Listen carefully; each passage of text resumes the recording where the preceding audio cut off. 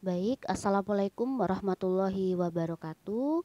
Teman-teman semua, seperti yang sudah saya sampaikan di pertemuan sebelumnya, bahwa hari ini kita akan belajar bagaimana menulis karya ilmiah yang baik, begitu ya. Nah, pada pertemuan kali ini saya akan menjelaskan kiat menulis karya ilmiah pada bagian judul, kemudian bab 1 dan bab 2. Nah, untuk definisi karya ilmiah ini perlu saya ulas kembali kepada kalian. Kenapa? Karena biar tidak menjadi ngelambir atau gambiar gitu ya definisinya. Nah, untuk definisi karya ilmiah itu memang memenuhi dua syarat di dalam karya ilmiah menurut Broto Wijoyo, yaitu harus menyajikan fakta umum. Jadi tidak boleh mengada-ngada, tidak boleh dikarang-karang, hasilnya pun harus sesuai dengan keadaan yang ada. Lalu ditulis menurut atau disesuaikan dengan metode penulisan karya ilmiah yang baik dan benar. Selanjutnya, untuk ragam karya ilmiah, ini juga perlu saya sampaikan kembali bahwa ragam karya ilmiah itu dibedakan menjadi dua secara garis besar, yaitu ragam karya ilmiah secara resmi dan subresmi, begitu ya. Untuk ragam karya ilmiah resmi itu setiap bagian disebutkan secara eksplisit gitu ya. Tapi kalau subresmi tidak eksplisit. Nah, secara struktur sudah bisa kalian lihat ya. Untuk karya ilmiah yang subresmi dia tidak menyertakan kata pengantar dan daftar isi. Nah, untuk yang resmi, daftar isi pun baru ada ketika jumlah halaman kalian sudah lebih dari 20 halaman. Jadi kalau masih kurang, jangan dimasukkan ya daftar isinya. Untuk bagian pendahuluan ini sangat mencolok perbedaannya. Kalau pendahuluan di dalam yang ragam resmi dia dibagi menjadi sub-sub judul begitu. Ada latar belakang penelitian, rumusan masalah, tujuan penelitian. Nah, itu disebutkan sesuai dengan judulnya ini. Tapi kalau sub resmi itu baru hanya disebutkan judul umum, pendahuluan. Udah gitu aja, tidak disertakan hal yang lain. Sama dengan kerangka teori atau landasan teori dengan hasil dan pembahasan itu malah tidak menggunakan judul eksplisit kerangka teori gitu, tapi dengan judul teori yang sudah digunakan. Misal kalian memakai teori algoritma, ya sudah silakan pakai algoritma sebagai judul utama gitu ya. Kemudian kalau hasil dan pembahasannya itu terkait dengan topik yang mau disampaikan, berarti silakan ditulis tekstur warna pada aplikasi. Ini contoh saja ya teman-teman, ini contoh saja. Lalu simpulan dan saran ini diganti dengan penutup, kemudian daftar pustaka, lalu lampiran. Nah, untuk contoh di masing-masingnya, kalau ragam resmi itu contohnya adalah skripsi, tesis, disertasi, dan laporan penelitian. Kalau subresmi ada makalah dan artikel. Beda makalah dan artikel adalah kalau makalah itu untuk tugas-tugas kuliah, lalu dipakai untuk presentasi di seminar nasional, konferensi. Tapi kalau artikel itu dikirim ke jurnal atau diterbitkan menjadi book chapter atau kumpulan artikel. Nah, untuk laporan penelitian, ini sebenarnya skripsi, tesis, dan disertasi itu juga termasuk laporan penelitian, teman-teman. Cuman ada tujuan akademik di dalamnya. Kalau skripsi itu supaya bisa lulus dari perkuliahan sarjana, kalau tesis itu untuk magister, dan disertasi untuk doktor. Nah, kenapa laporan penelitian dipecah? Karena di dalam uh, kehidupan akademik terutama di kampus itu ada hibah-hibah penelitian yang bisa kalian ikuti. Nah, disitulah tugas kalian membuat laporan penelitian. Nanti ketika kalian proposal PKM-nya itu berhasil didanai oleh Dikti, maka kalian harus membuat laporan penelitian. Dulu saya membuat laporan kemajuan di tengah-tengah ya. Jadi di tengah-tengah itu apa yang sudah dikerjakan dilaporkan, kemudian laporan penelitian itu di akhir. Nah, dari mana karya ilmiah ditulis? Kemarin sudah saya sampaikan sebagian kecil. Jadi bisa dari penelitian lapangan, kalian langsung terjun meneliti, kemudian hasil pemikiran bisa gagasan tertulis tapi belum dilakukan penelitian. Lalu bisa studi pustaka, kalian ambil beberapa teori, kemudian kalian satukan, lalu hasil kerja pengembangan. Nah, ini terkait dengan karya cipta, teknologi itu hasil pengembangan. Nah, bagaimana dengan proposal penelitian? Menurut Ahmadi, proposal penelitian itu adalah rencana atau rancangan kegiatan ilmiah seorang penulis. Jadi strukturnya ada beberapa bagian ini ya. Kalian bisa baca secara mandiri atau bisa melihat proposal PKM yang lolos didanai kemarin yang sudah saya berikan. Itu adalah contoh konkret untuk proposal penelitian secara struktur. Nah, berikutnya adalah menulis judul penelitian. Ketika kalian menulis judul penelitian, sebaiknya ide utama di dalam penelitian kalian itu bisa tergambar di dalam judul, gitu ya. Bisa ditemukan secara jelas, kemudian menarik, ya. Kalau bisa dihindari penggunaan singkatan. Tapi ini tidak pakem ya, teman-teman.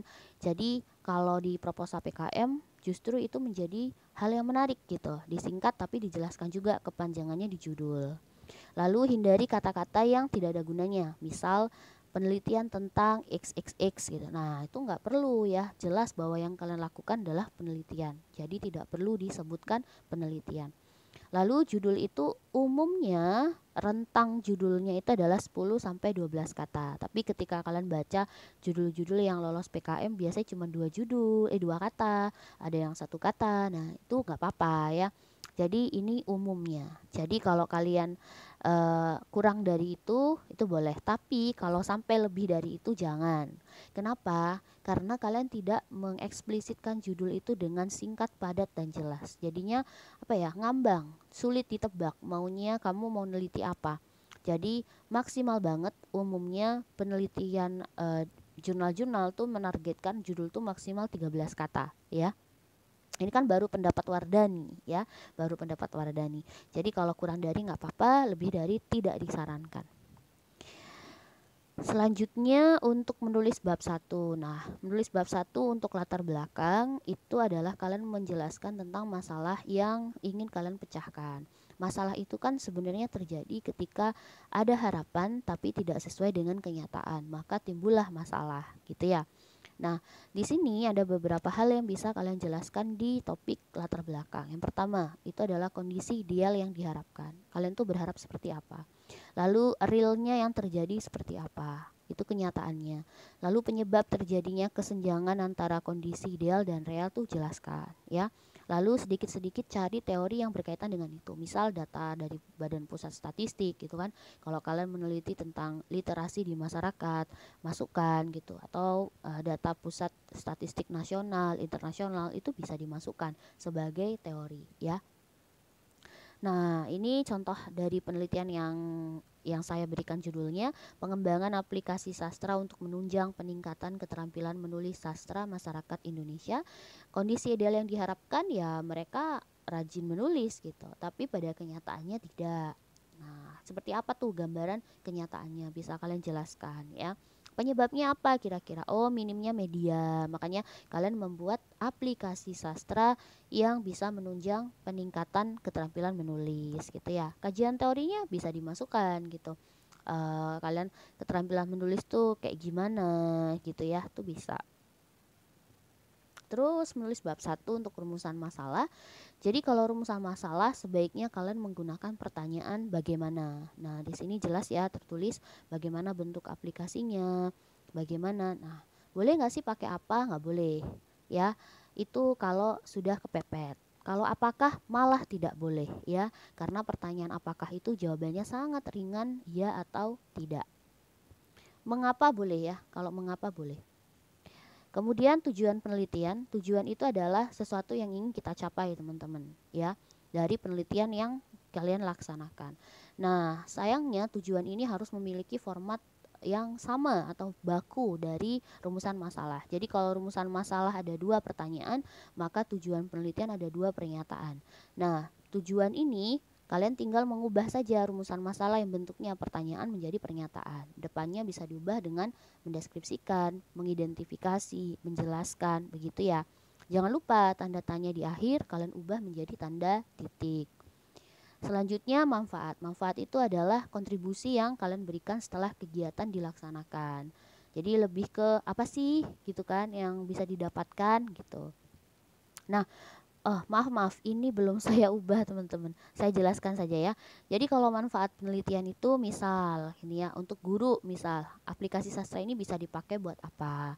Untuk masyarakat Indonesia, literasinya menjadi meningkat gitu kan. Itu bisa dijelaskan. Selanjutnya luaran. Nah, luaran penelitian itu lebih ke arah publikasi. Publikasi dalam artian gimana sih caranya orang bisa tahu, atau gimana sih penelitian kalian itu bisa menghasilkan sesuatu yang bisa dinikmati masyarakat gitu. Nah, untuk yang aplikasi tadi tentu berupa produk. Nah, produk itu masuk ke luaran tambahan. Jadi teman-teman, luaran tuh dibedakan menjadi dua. Ada luaran wajib dan ada luaran tambahan. Luaran wajib itu kalian presentasikan di jurnal nasional, di seminar, konferensi, baik itu tingkat nasional maupun internasional. Kalau kalian nggak mau konferensi, tinggal dikirim aja artikelnya ke jurnal, nanti terbit ya. Luaran tambahan. Nah, luaran tambahan ini bisa berupa HKI, itu adalah hak kekayaan intelektual, ada buku ajar ya, dan lain-lain ini ya bisa kalian baca. Jurnal itu ada yang terindeks dan ada yang tidak terindeks teman-teman. Jadi harus hati-hati. Ada jurnal yang masuk dalam kategori predator atau seminar dan konferensi yang predator. Maka kalian ketika mengirim atau mengikuti seminar yang berbayar, konferensi yang berbayar harus dicek-cek dulu riwayat mereka melaksanakan seminar dan konferensi. Jangan sampai kalian sudah membayar jutaan rupiah tapi ternyata mereka adalah konferensi bodong. Itu ya. Lalu kalau ikut konferensi, setelah konferensi selesai, apakah karya kalian itu diterbitkan jadi prosiding kah atau bermuara ke jurnal kah? Nah, itu perlu ditanyakan juga ya. Nah, untuk jurnal itu ada yang terindeks. Indeks itu ada dua. Ada terindeks Scopus itu secara internasional. Nah, kalau di Indonesia kita memakai terindeks Sinta. Jadi ada Sinta 1, Sinta 2 sampai Sinta 5. Gitu ya. Teman-teman bisa pelajari secara mandiri terkait itu. Lalu bab 2 nih, kajian pustaka. Kajian pustaka memang kita memerlukan untuk memecahkan masalah yang kita mau selesaikan di penelitian ini gitu. Jadi kita melakukan penelaahan kritis dan mendalam terhadap bahan-bahan pustaka yang ada tuh. Nah, prinsip yang dipakai untuk menulis kajian pustaka itu ada dua. Ada prinsip kemutahiran, ada prinsip relevansi. Kemutahiran itu kalian harus mencari referensi atau teori yang dalam kurun waktu biasanya sih ya bisa 5 tahun terakhir, maksimal banget 10 tahun terakhir. Jadi kenapa itu dibatasi? Karena penelitian itu kan tidak stuck ya teman-teman, tapi berkembang dari awal tahun 2000 misal sampai 2020 itu banyak banget yang berubah. Dari dulu kita mengenal namanya BBM, sekarang kita mengenal WA, kita mengenal Telegram. Dulu kita nggak bisa kirim video 400 MB, sekarang kita bisa ngirim video 400 MB. Gratis lagi kalau ada wifi ya. Nah, itu kemutahiran. Kemudian relevansi, kalau mentok-mentoknya kita nggak nemuin artikel atau teori yang mutakhir, kita bisa pakai yang relevan. Relevan itu adalah sesuai dengan penelitian yang kalian lakukan, gitu ya. Nah, kajian pustaka ini misalnya pada penelitian yang tadi ya, itu bisa kita masukkan beberapa poin. Kalian bisa lihat dari judul atau bisa dari rumusan masalah. Jadi kalian pecah-pecah, kemudian terbitlah ini ya. Ada aplikasi sastra, ada manfaat aplikasi sastra, ada peningkatan keterampilan menulis sastra. Nah, ini banyak hal ya. Selanjutnya ini adalah tugas teman-teman. Nah, ada dua tugas yang harus kalian lakukan. Yang pertama ini untuk presensi kehadiran. Saya perlu ngecek ya, karena berkaca dari kemarin ketika saya ajak kalian untuk Zoom yang terakhir, kalian banyak sekali yang terlambat gitu ya. Jadi saya ingin mengecek kehadiran kalian. Jadi silakan kalian mengajukan pertanyaan terkait materi hari ini di kolom komentar YouTube. Setiap orang wajib mengajukan pertanyaan dan menjawab pertanyaan temannya. Jadi kalau misal presensi nomor 1 mengajukan pertanyaan, ya ini presensi nomor 1 mengajukan pertanyaan, maka mahasiswa presensi nomor 2 wajib menjawabnya di komentar YouTube. Nah, untuk presensinya akan saya kirimkan ke grup WA supaya kalian bisa urut abjad ya. Jadi bukan urut NPM tapi urut abjad nama depannya. Nah, silakan ketua kelas bisa membuat presensi teman-temannya. Untuk presensi saya kirim nanti ke grup WA ya. Tulislah bab 1 kalian selama pekan ini. Jadi bab 1 saja ya. Lalu kumpulkan di link grup WA maksimal H-2 perkuliahan. Jadi kalau kalian kuliah hari Senin ini, maka dikumpulkannya wajib hari Jumat malam maksimal. Kenapa? Biar saya ada waktu selama 2 hari, Sabtu dan Minggu, untuk memberikan umpan balik kepada kalian. Nanti saya kirim kembali ke email kalian gitu ya. Ini loh tugas kalian masih ada yang belum bagus gitu ya. Ini saya akan kasih saran ya. Jangan lupa masukkan juga judul dan ringkasan penelitian kalian, proposal PKM-nya ya. Disatukan jadi satu file. Jadi ini bab 1 yang saya maksud adalah bab 1 untuk proposal PKM, teman-teman. Jangan lupa nama juga disertakan ya. Nah, untuk presensi kehadiran tadi yang diinput sama ketua kelas itu hanyalah yang mengajukan pertanyaan serta menjawab pertanyaan dalam rentang waktu perkuliahan. Jadi kalau dimulai pukul 7 maka 9.30 sudah harus selesai. Kalau mulai 9.30 maka pukul 12 selesai. Kalau mulai pukul 13 maka 15.30. Begitu ya teman-teman. Semoga materi hari ini bisa bermanfaat untuk kalian semua. Saya cukupkan dan akhiri. Wassalamualaikum warahmatullahi wabarakatuh.